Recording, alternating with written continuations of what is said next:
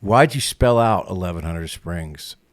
Because it was problematic. If you put it on a sign, people are like, at 11 o'clock, Springs are playing.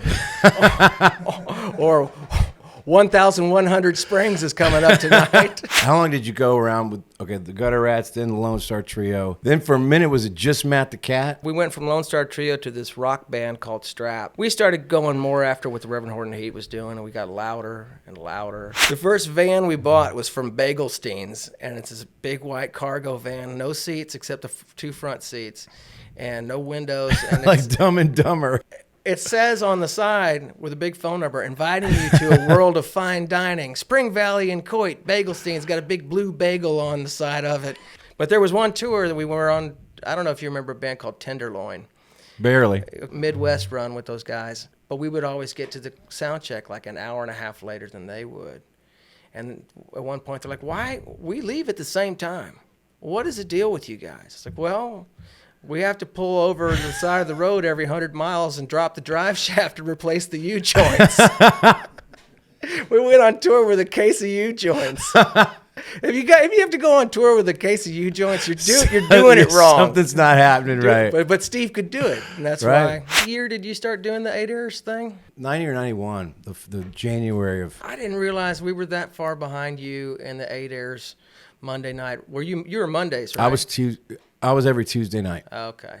And you guys started playing there around 98. 98. Yeah. That's right. So all of your shows there were in the triangle stage at the back of the bar. Oh, yeah. Oh, yeah. It wasn't even a stage. Yes, Last weekend we had a show, and it was really hot. We were in Canadian, Texas, which is way up there. Oklahoma, basically. The one thing I noticed from the show was that for the first time in 27 years, I saw Pete Pitton out. I was like...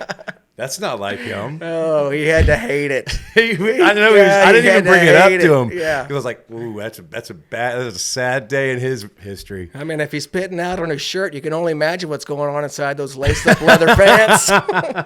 Why'd y'all disband 1100 Springs? We'd been hovering over that button for a long time, really.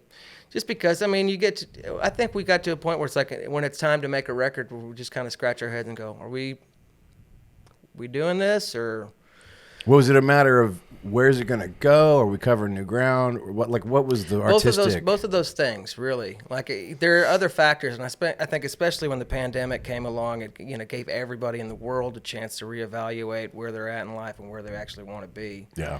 And I think for Steve's part, I think that there's other things he wanted to do besides go. I mean, he doesn't drink. Going to bars is not his favorite thing. Has he ever drank? Oh, yeah. Yeah. There was a time. Legendary. The stuff of legend. Yeah. I'm sort of derailing here, but it's going to be worth it. That's the difference between last time we talked and this time. We can follow the thread. Okay. Fair enough.